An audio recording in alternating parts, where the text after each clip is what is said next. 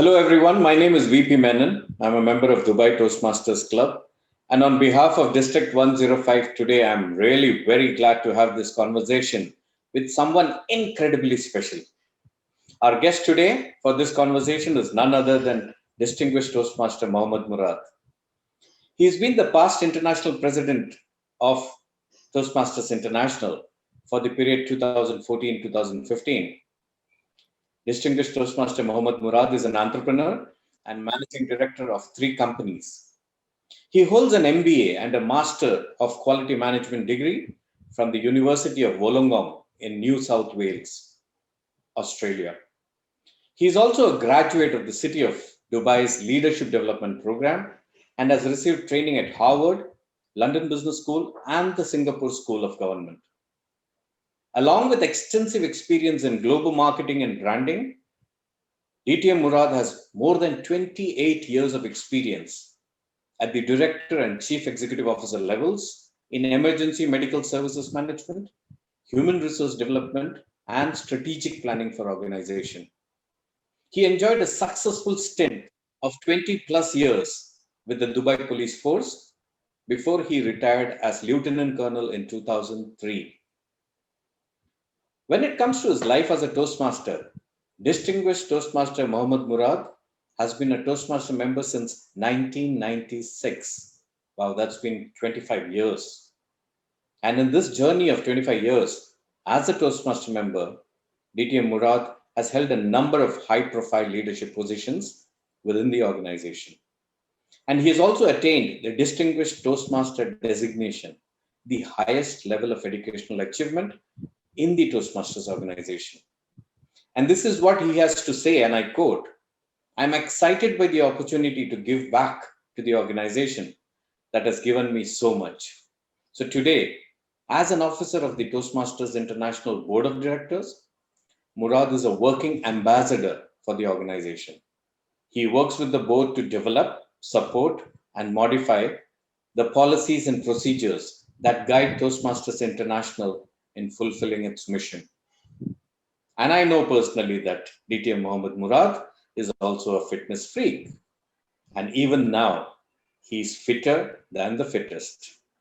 So ladies and gentlemen, please put your hands together to welcome our guest for today, none other than distinguished Toastmaster Mohammed Murad.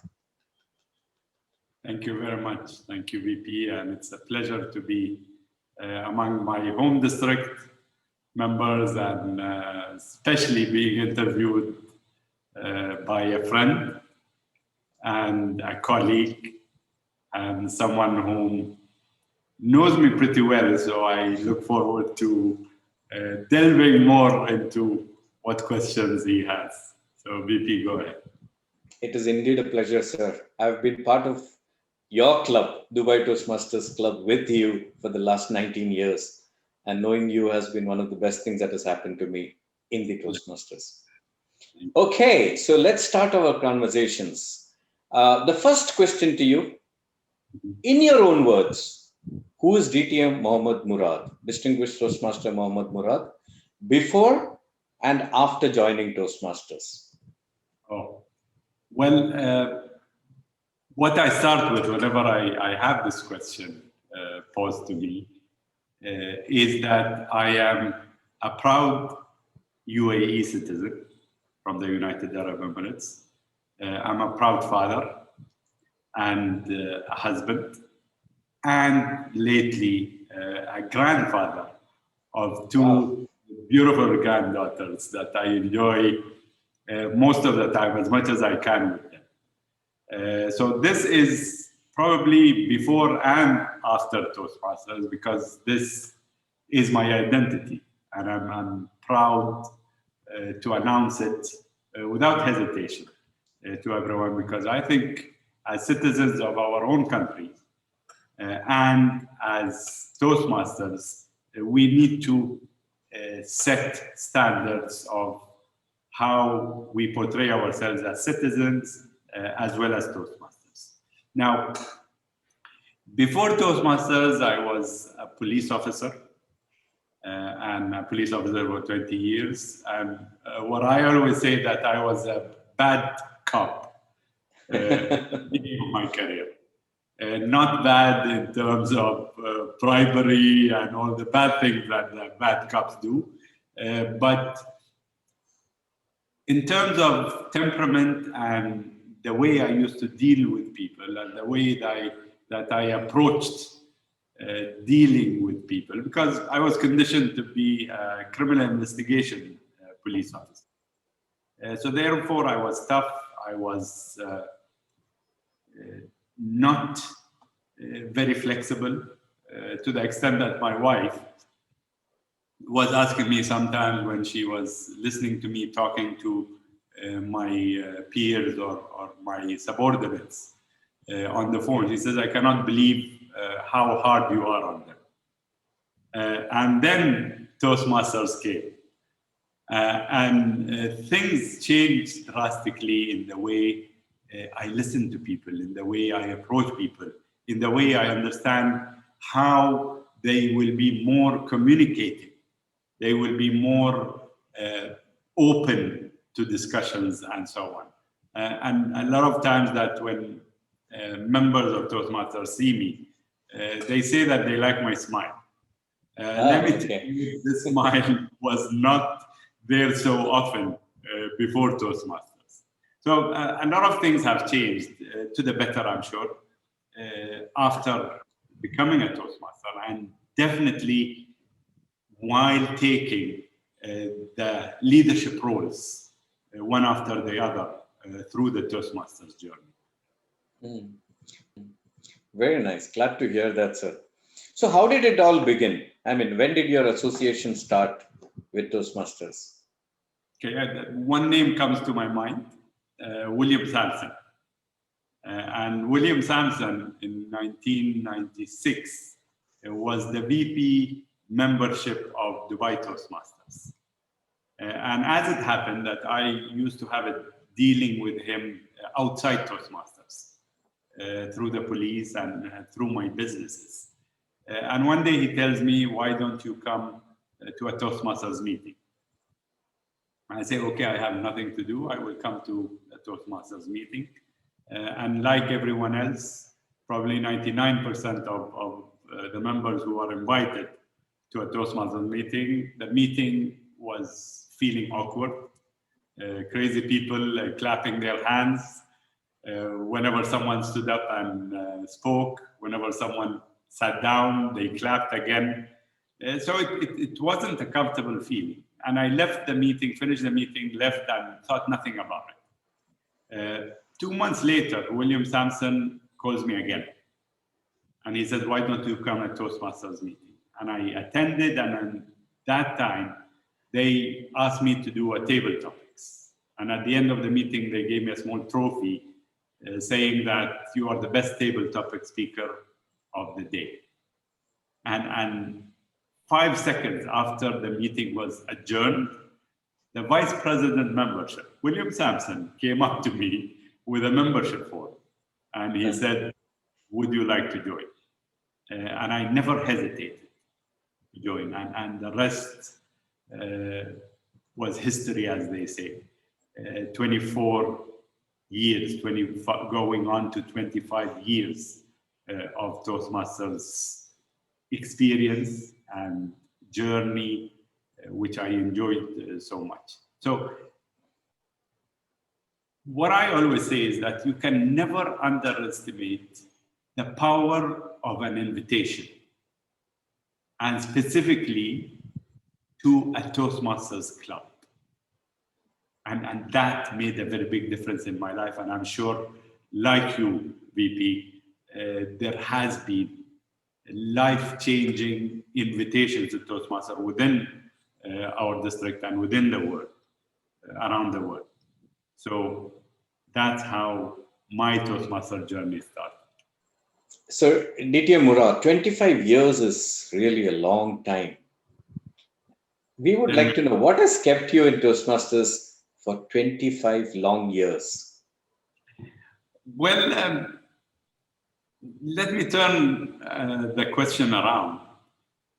Why or what should not keep me into Toastmasters? And I always quote Helen Blanchard, the first president, international president of Toastmasters International. She had this quote which says, if you get out of Toastmasters what you get out of Toastmasters, you will never get out of Toastmasters. So it's a lifelong journey for me.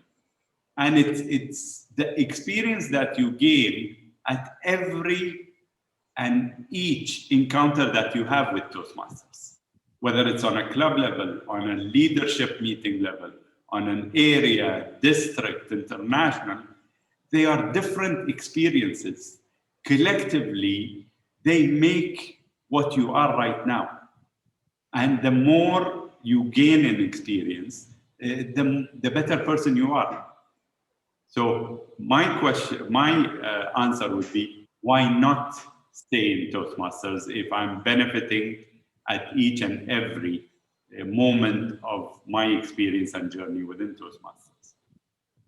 Very nice. Yeah, glad to hear that. And that quote from Helen Blanchard is really very powerful. If we understand the value of this program, we will never feel like getting out of this program. Absolutely. Yeah, that's true. So, sir, tell me one thing.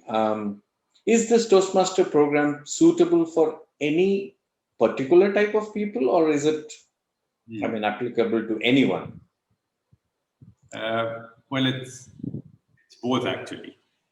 It is applicable for everyone, but the important thing to understand is that it might not suit you if you are not willing to give into it your wholehearted effort.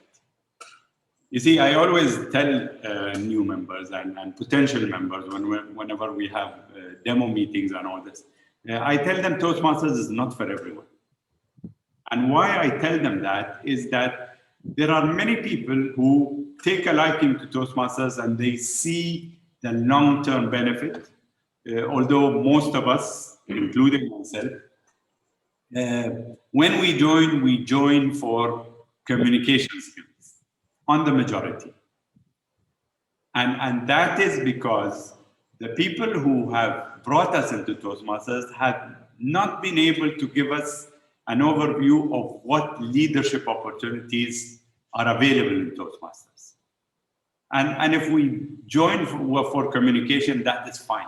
But as we go along, we understand that there is a bigger, better skill that makes you not only a better communicator, but also a better leader. And that is the importance that we need to put forward to the people who are joining. So it is for everyone.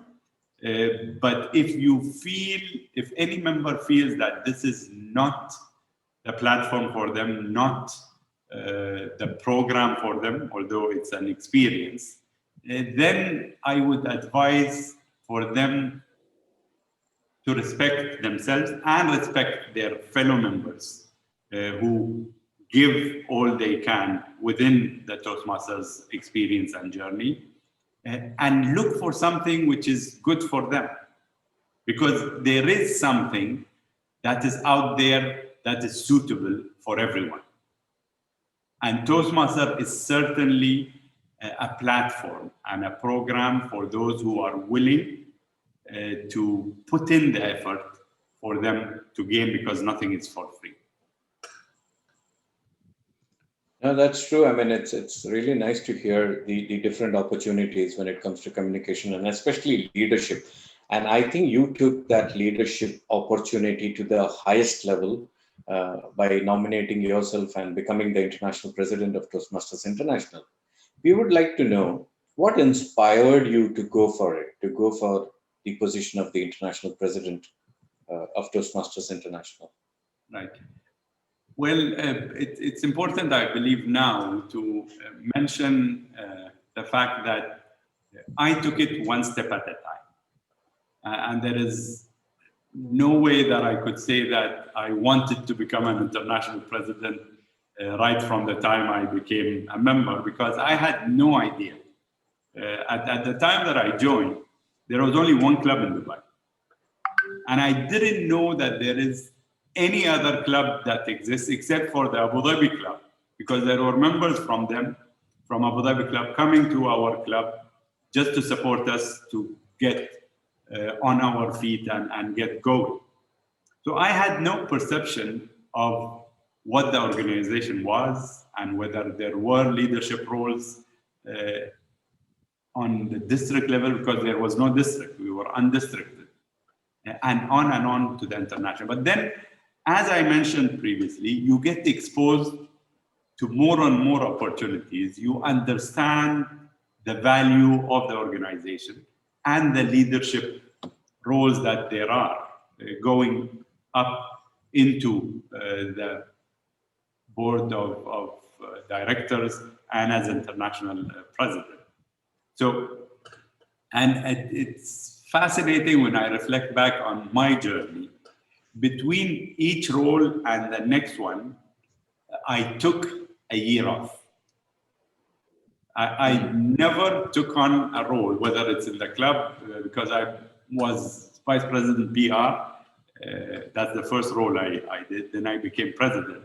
There was a year of gap in between.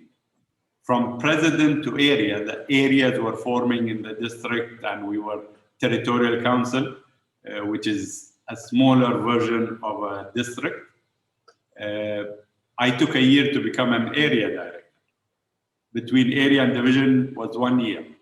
Division to district, 1 year, and on to international president. And it's fascinating that 1 year of break, 1 year of reflection, and 1 year of learning when you're not in an official role in Toastmasters teaches you as much as the official role does.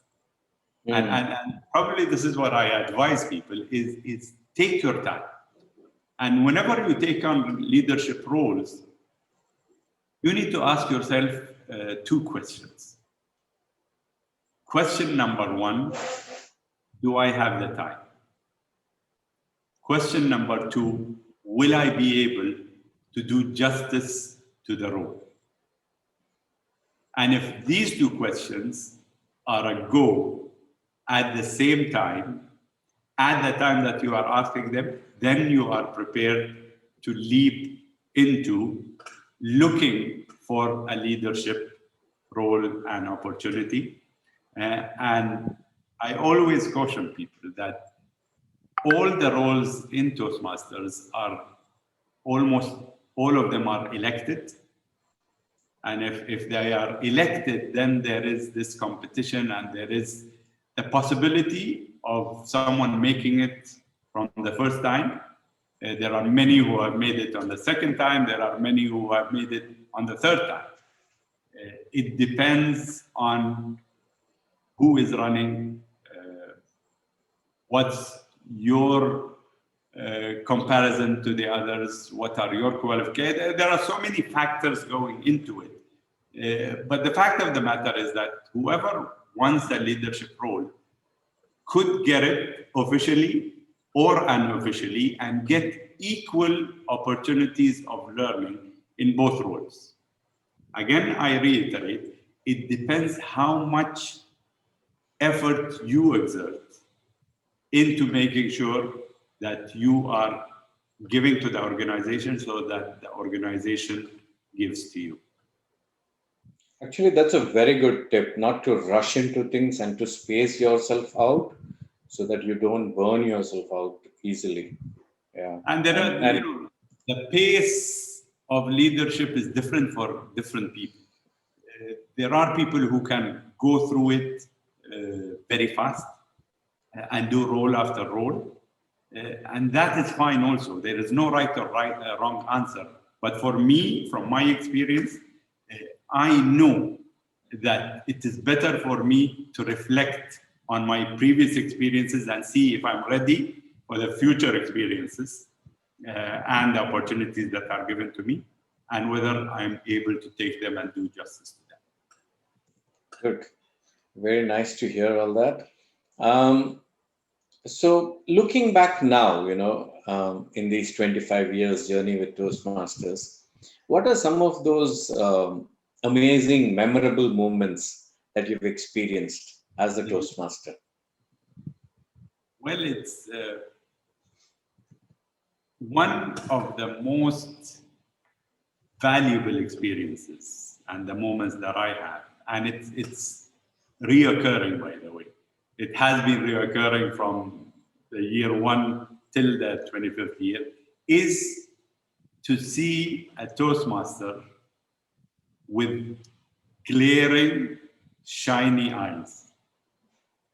And that is the time that you understand that this individual has understood the value of Toastmasters and is ready to give whatever they have into becoming a better person and in turn benefiting the members who are with them on the journey and benefiting the future potential members that could come. So this, glare in their eyes, and it's very obvious, by the way, year in, year out, if you look for this glare in the eyes of members who have found the magic equation, it's fascinating. And let me confess, VP, that you were also one of those people who I saw a glare in your eyes from the time that you took on the role of Sergeant at Arms in Dubai Toastmasters. I believe that was a key role for you to catapult into future leadership roles and so on. So I enjoy looking for that and finding those individuals who have found happiness in Toastmasters membership. Hmm. Good. So, in this journey of 25 years, I'm sure everything was not very hunky dory. You faced your share of challenges. Would you like to share some of your challenges and how you overcame them, especially on the Well, leadership front? oh, absolutely. And each and every leadership opportunity and role has its own challenges. Everyone who is elected into a role say, I hope this year goes on by peacefully, without any issues and so on. But so is the nature of leadership, that you will find challenges. Challenges will come to you in one way or the other. On the club level, at the time that I was president, there were many aspects of the club that needed to be polished because we were a new club. 1995, it was chartered, and I became president, I believe, 1997. So that was an eye-opener on what could leadership look like. And as I progressed up to international president, that is very difficult, by the way. I know everyone sees the smiles and the parades when you go into district conferences, international conferences, and people shaking hands and you interacting with people as international president. But chairing a 14-member international board is not easy. And there are so many aspects that come into play with discussions or solving problems, personality clashes, and so on. They're available at each and every level of the organization. And the beauty is that if you welcome challenges, you will be able to overcome them much more easier than if you dread them and hope that they don't come. So it's a matter of perspective. Of course, we all hope for the better. But then the learning experience is different if you get challenges and if you just cruise by. For the few who are lucky, that happens also. Mm. Yeah, very true. We also know that, the impact of Toastmasters is not just on our personal life, but both in personal life as well as in professional life. Yeah, there's value add in both areas. How has Toastmasters helped you in your professional career? Can you say something about that?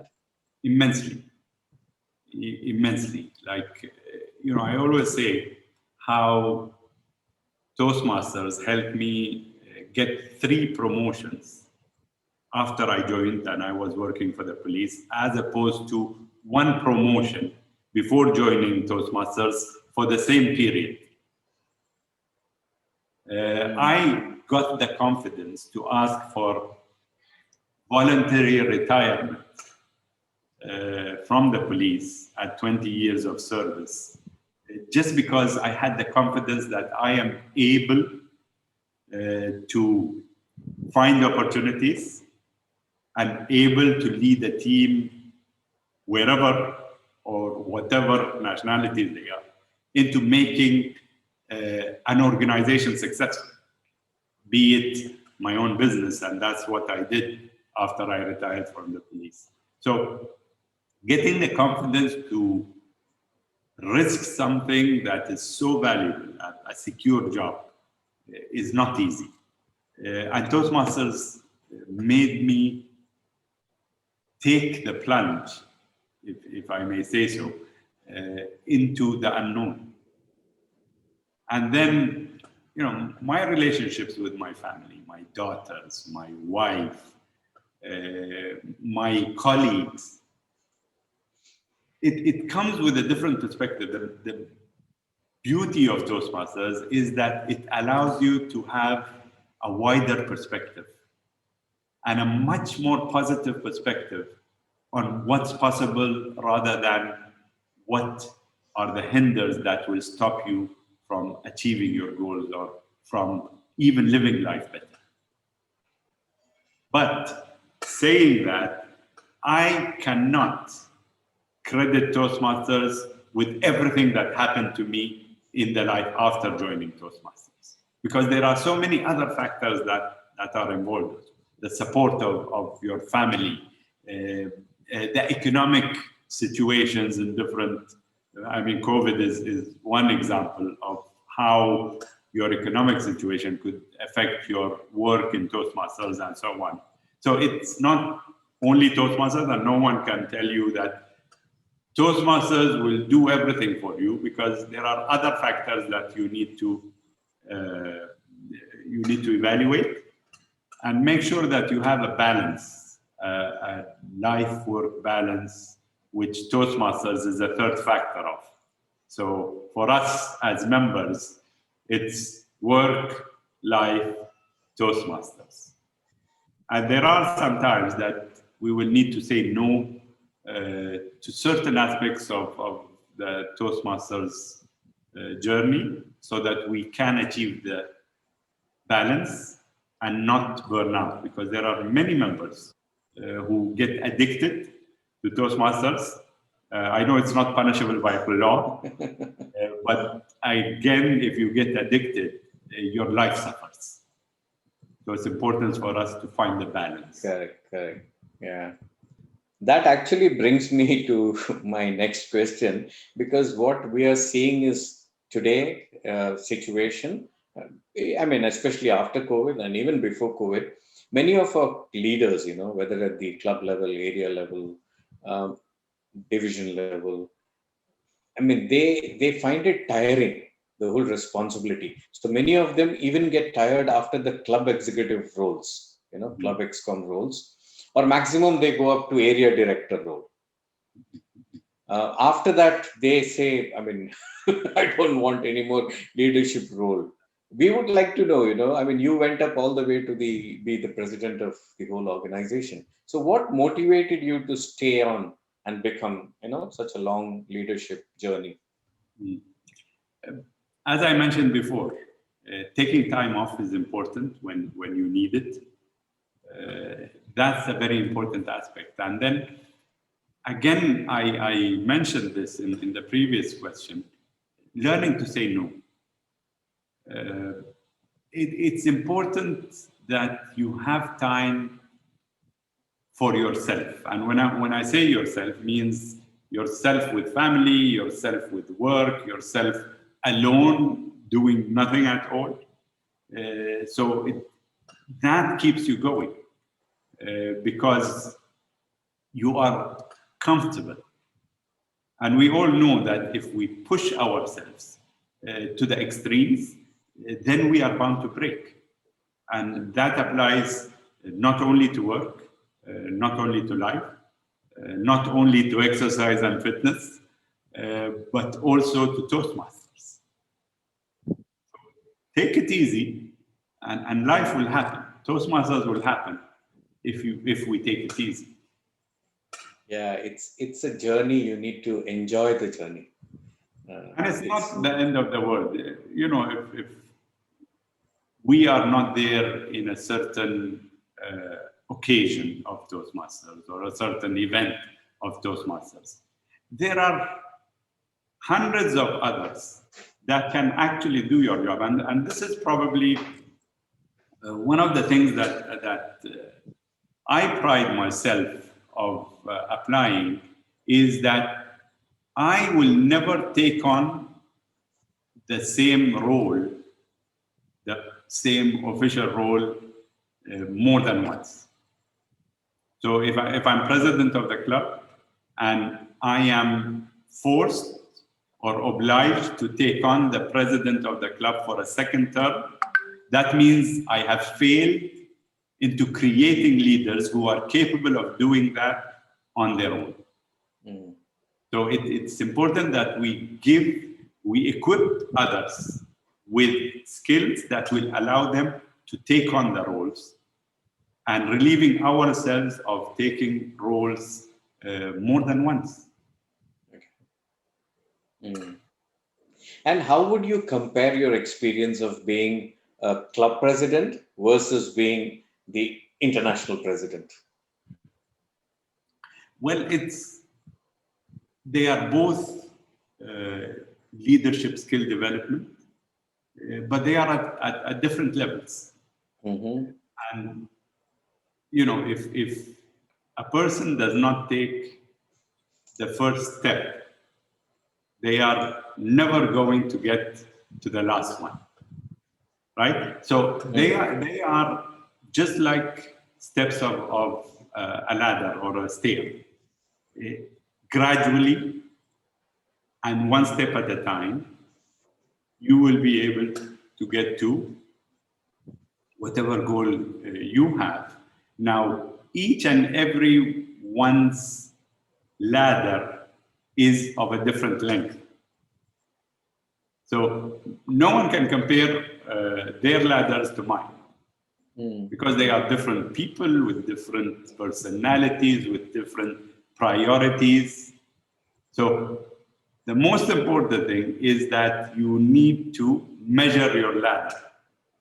And once you do that, then you are able to take the steps in order for you to get to the top, whatever that would be for each and every one of us. But which role for you was more satisfying? I mean, the club president's role or the international president's role? In my perspective, the best role that I had was the district director. Okay. Not international president and not president of the club, because I think that was the middle grounds of being a newbie and new at leadership roles, and the top of the ladder, as they say, the international president. That is where the dynamics are forceful, they are fast-paced, and you don't have the opportunity to sit back and relax. So I enjoyed the role of district director very much.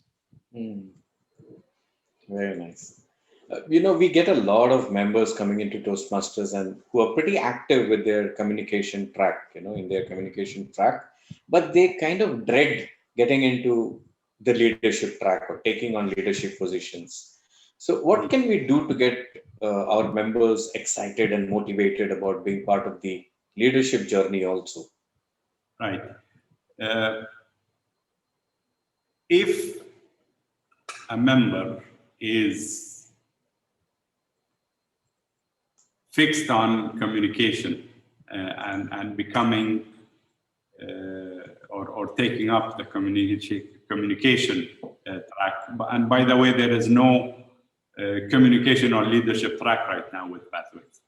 They are both combined, and that is how the Toastmaster experience is, because communication and leadership go hand in hand. So there is no getting away of leadership in a way through Pathways. But let me put this through to our members.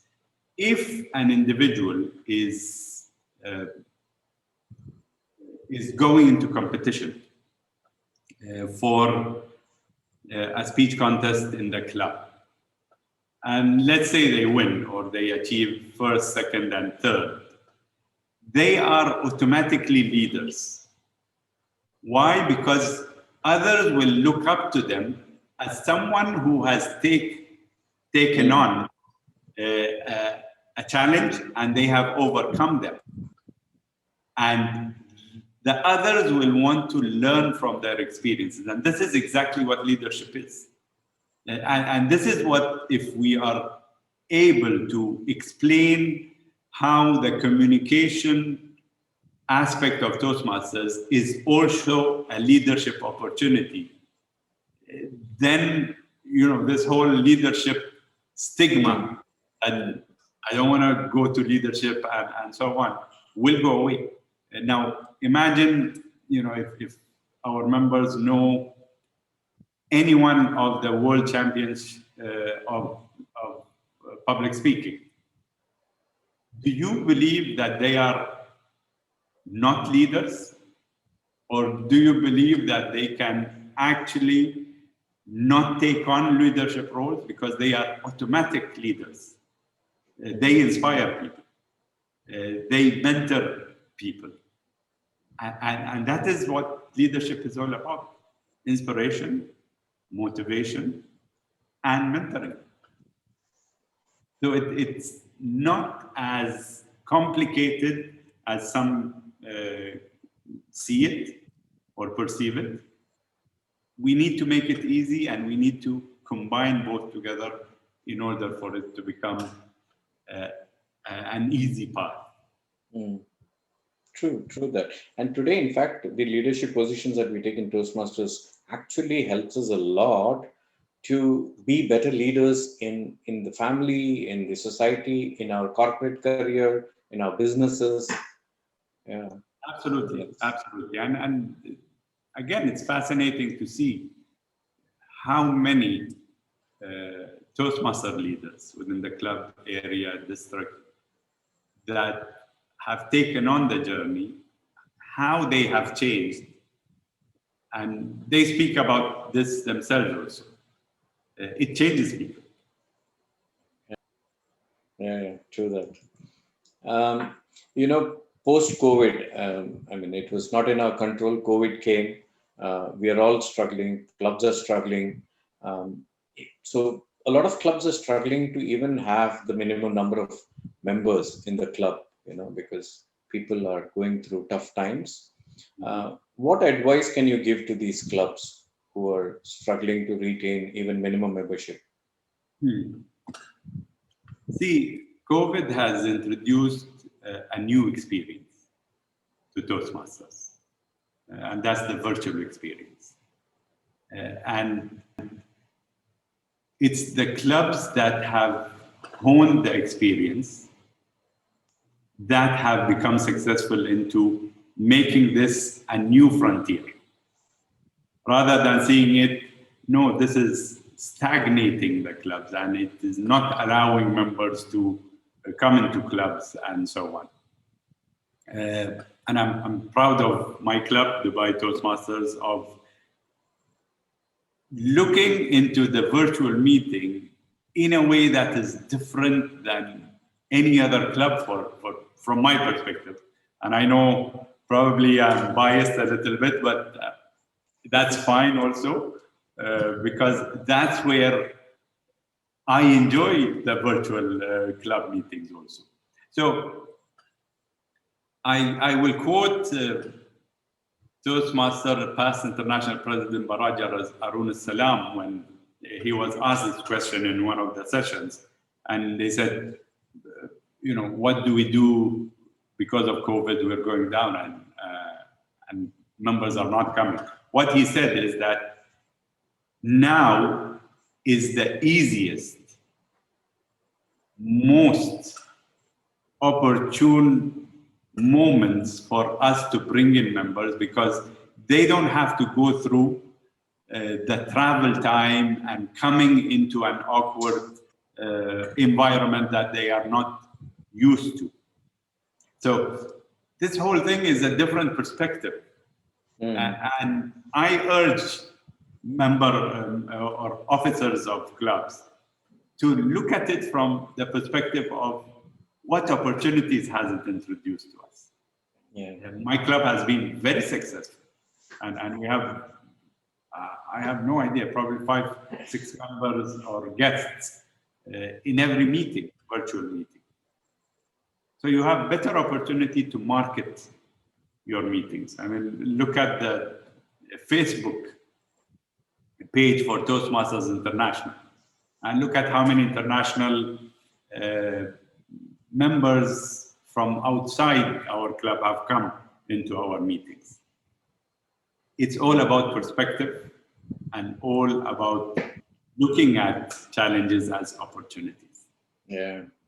Every situation, every adversity, there are challenges, but at the same time, there are a lot of opportunities. And I think we need to focus on what are the new opportunities that are arising from this adversity.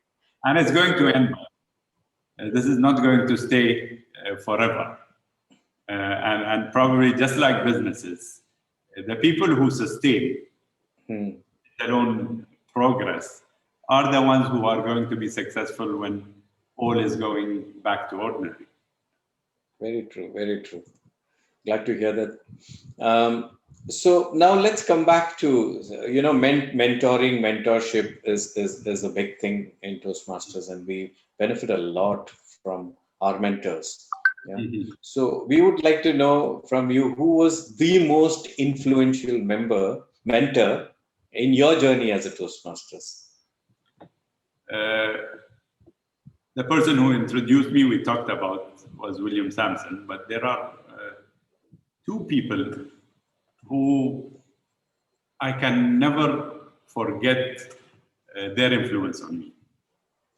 The first person is Ramanathan, the first president of Dubai Toastmasters. And I was fascinated. Whenever I came to the meeting, in those days, the business meeting at the end of the actual meeting was a must and was something to learn from. So we had this 10-minute business meeting at the end, and the way Ram had conducted this, I learned the discipline of having your goals in perspective and the discipline of being formal in order to be successful in Toastmasters. And probably all the clubs or most of the clubs within the district have taken this from Abu Dhabi Toastmasters, from Dubai Toastmasters, City of Gold, and all the new clubs that were there at that time. The culture was transcended and transferred to the new clubs. My culture was taken from my first president, club president Ramanathan. So he had great influence on me, and I always thank him and I always mention him whenever we meet and whenever I am asked the question. The second person who had, again, a lot to do with me taking on leadership roles in Toastmasters is Royston Fernandez. Now, Royston joined after I joined. And on the club level, He was my vice president education when I was president. And he was the area director, the year, area governor at that time, the year before I was area governor. He was the division governor before I was the division governor the year after. And he was instrumental into encouraging me in taking up leadership roles. And he was instrumental in making sure that the club was successful the year that I was president. And that taught me a lot into the importance of team members. And it's not you that who will be looking at the success, but it's the team members. So these two, Ramanathan and Royston Fernandez, still friends till date. But that's not to say that we did not have differences of opinion, and sometimes we had to confront each other in certain aspects, but all professionally and all within the goal of making Toastmasters better and making sure that there is respect between. And they taught me this, by the way. I'm very grateful for them into teaching me the correct Toastmasters way. Very nice. Now, you've been a distinguished Toastmaster, which is the highest educational award, and you've been at the pinnacle of leadership also, being the international president. What is next for you in Toastmasters? Next is making sure that the organization grows and flourishes, because that is where the success of the organization is. I mean, once you finish international president, you're always on the advisory committee of past presidents. So they find something or the other for us to do, and they keep us busy. And the same is correct for the district. I mean, the district keeps me busy more than the time that I was district governor, because they ask me to do one thing or the other, whether it's articles, whether it's meetings, whether it's roles. I'm parliamentarian for the district this year.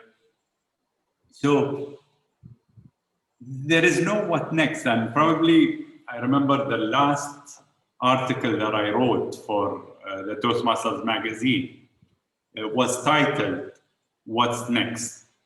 Okay. And within that article, I said, you know, at each end of a journey, there is this question that we ourselves pose to ourselves, and there are many others who will pose it to you. And in the article, I say, there is no what's next.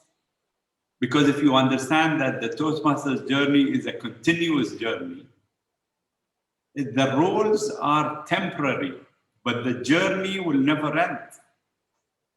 So I'm available for whatever the district wants me to do, whatever the organization wants me to do. And I'll try to make sure that I benefit as many people as possible through my humble experience within the Toastmasters journey. Coming back to the leadership opportunities available to all of us, what are, if I may ask you, what are 3 top traits that any good Toastmaster leader should have? 3 top traits. Yes. I will start with looking at the bigger picture. It's crucial that we understand the bigger picture and never go into micromanagement and looking at the smaller things. So look at the big picture. Dedicate. You need to dedicate yourself appropriately to becoming a better person and with becoming a better person, you become a better Toastmaster and you serve the organization. The third one, and the most important thing, is humility.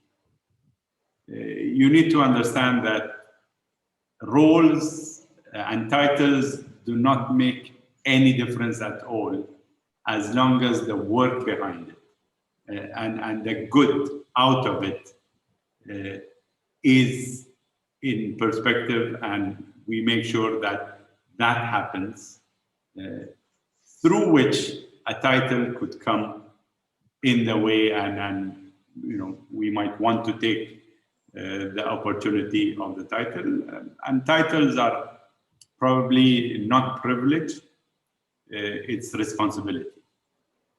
So you need to be humble to understand that it's not only you, and it's not only your year, but it's the team's year, and it's the Toastmasters International organization year that is important, because we are part of the bigger picture. And if we do our bit, then the organization will be able to become successful within its own rights.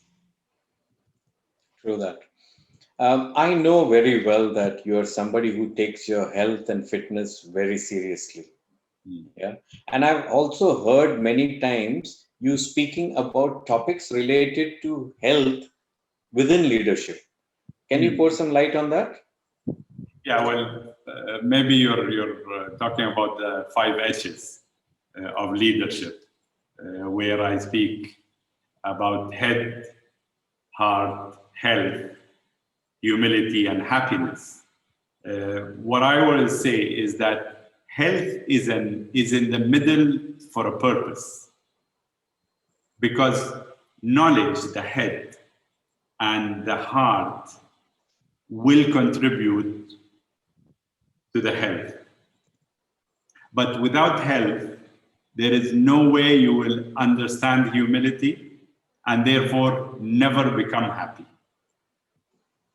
And this is where the health is so important for leadership. And through research, I have found out that there are very few, if any, who talk about health in connection to leadership. While in my understanding is that health is the factor that will give you stamina in leadership. And it will make you stronger in enduring, and also stronger in exerting more effort. Because without health, your effort is limited. And I always cite Steve Jobs for that. Like, he passed away at the age of 53, I believe. Now imagine if he had continued till the age of 65, 70, or even 80. What could have Apple given us? Good. Yeah, health is definitely very important. And So, VP, what's happening to your health? Trying to follow your footsteps. Great. But there has been some progress. Very good. I could see that. So I wish we had more time to continue this conversation, but we have limited time. So my last parting question to you, DTM Murad, would be, what is your last parting words to the current leadership in Toastmasters and to aspiring members? I mean, members who are aspiring to be leaders. Like always, enjoy the journey and keep in your mind that nothing comes for free. Life is not easy. And if you want something, you will need to work for it, keeping in mind that you need to stay healthy and humble. Thank you very much, distinguished Toastmaster Mohammed Murad, for sparing your valuable time to be with us and to give us this interview. Lots of stuff to learn within the limited time that we had. But we are very grateful. We are thankful to you for all the services that you have rendered to the district as well as Toastmasters International. And we look forward to learning more from you. And, and we wish you all the best in your journey, not just within Toastmasters, but even outside Toastmasters. Thank you very Thank you so much. much for the opportunity.